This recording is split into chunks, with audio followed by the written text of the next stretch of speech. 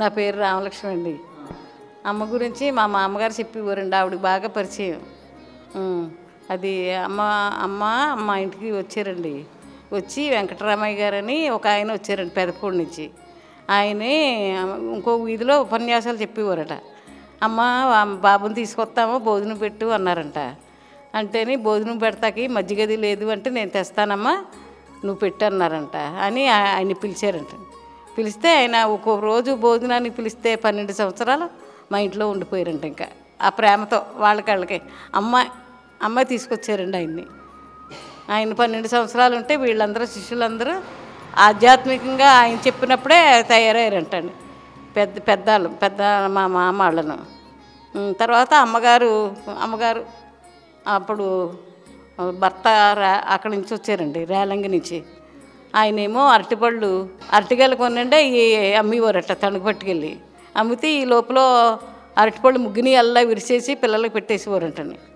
పెట్టేస్తే మరి ఇది కొనరు కదా, కొనకపోతే కొట్టేవారంట. ఇలా చేస్తే ఎలాగా మరి అని కొడితే రామా అని భరించేవారు అంతేనంటండి, ఏమనివారు కదంట. అంటే తర్వాత ఆవిడ ఒడ్లు దంచడానికి వెళ్ళేవారంటండి. కుటుంబం గడవటానికి ఒట్లు దంచడానికి వెళ్ళేవారంట. పోటేసినా రామాయణ వేసేవారంట. అవి పట్టుకొచ్చి కొడుకుని భర్తకి వండి పెట్టేవారంట. ఇంకా అప్పుడు ఈయన సాధురాం బాబాజీ గారు లక్ష్మీపాలెం అండి, అక్కడ ఉపన్యాసాలు చెప్తున్నారంట అవధూతల గురించి. అదిని ఈవిడ లక్ష్మీపాలెం వెళ్ళారంటండి. ఎందుకని చూడటానికి వెళ్ళారండి. వెళ్తే అవధూతల గురించి చెప్పారంటండి. చెప్తే అలా చేస్తే అవధూతలు అవుతారా అని అడిగారంటండి.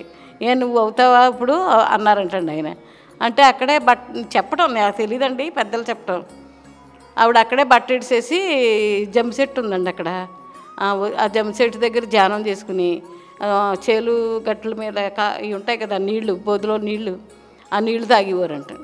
ఆవిడకి ఊళ్ళోకి రావాలన్నప్పుడు వచ్చి భిక్ష తీసుకునేవారంట. అదేనా అప్పుడప్పుడు భిక్ష తీసుకుని అలాగా తిరిగివారు చేయాలంటాను. అది తర్వాత ఊర్లోకి వచ్చారండి.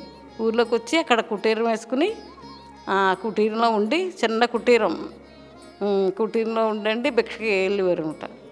భిక్షకి వెళ్ళి భిక్ష తెచ్చి ఈ పిల్లలకి ఎవరైనా చూడటానికి వచ్చిన వాళ్ళకి, కుక్కలకి, పిల్లులకి అందరికీ పెట్టేవారంట. అన్నమే అందరికీ వచ్చిందంటండి. అందుకే భిక్షాపాత్రకే అంత ఆవిడ చేతితో పట్టుకుంది కదా, ఇంకా అందరూ కూడా అప్పుడు కూడా ఆ భిక్ష అడుగుతారండి. అందరూ ముద్దలు కలిపేసి పెట్టేవారు అన్నమాట చేతితో.